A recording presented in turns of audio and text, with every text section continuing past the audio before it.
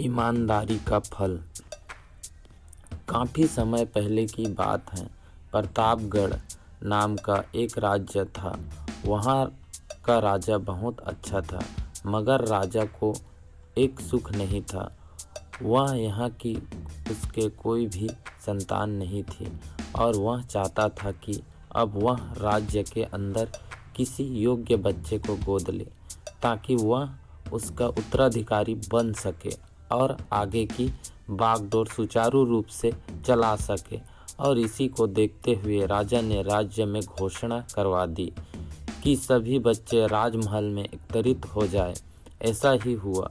राजा ने सभी बच्चों को पौधे लगाने के लिए भिन्न भिन्न प्रकार के बीज दिए और कहा कि अब 6 महीने बाद मिलेंगे और देखेंगे कि किसका पौधा सबसे अच्छा होगा।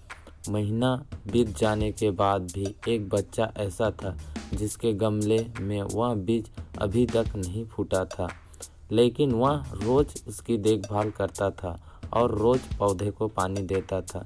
देखते ही देखते 3 महीना बीत गया। बच्चा परेशान हो गया।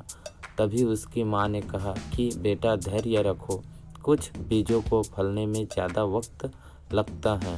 और वह पौधे को सींचता रहा।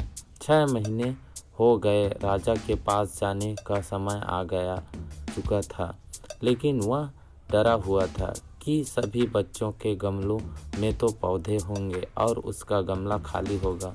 लेकिन वह बच्चा ईमानदार था और सारे बच्चे राजमहल में आ चुके थे। कुछ बच्चे जोश से भरे हुए थे क्योंकि उनके अंदर राज्य का उत्तराधिकारी बनने की प्रबल लालसा थी। अब राजा ने आदेश दिया, सभी बच्चे अपने अपने गमले दिखाने लगे, मगर एक बच्चा सहमा हुआ था क्योंकि उसका गमला खाली था। तभी राजा की नज़र उस गमले पर गई। उसने पूछा, तुम्हारा गमला तो खाली है? तो उसने कहा, लेकिन मैंने इस गमले की 6 महीने तक देखभाल की है।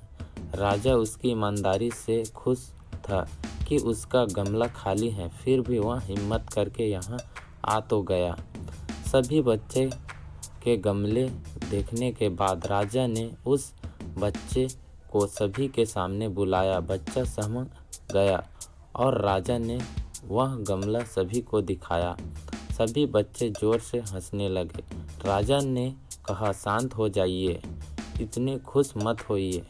आप सभी के पास जो पौधे हैं वो सब बंजर हैं।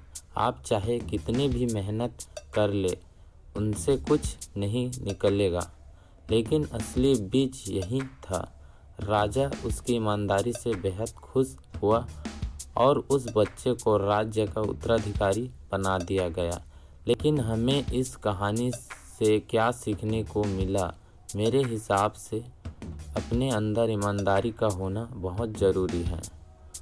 अगर हम खुद के साथ ईमानदार हैं तो जीवन के किसी न किसी पड़ाव में सफल ही हो जाएंगे, क्योंकि हमारी औकात हमें ही पता होती है। हम खुद को पागल बनाकर खुद को ही नुकसान करते हैं।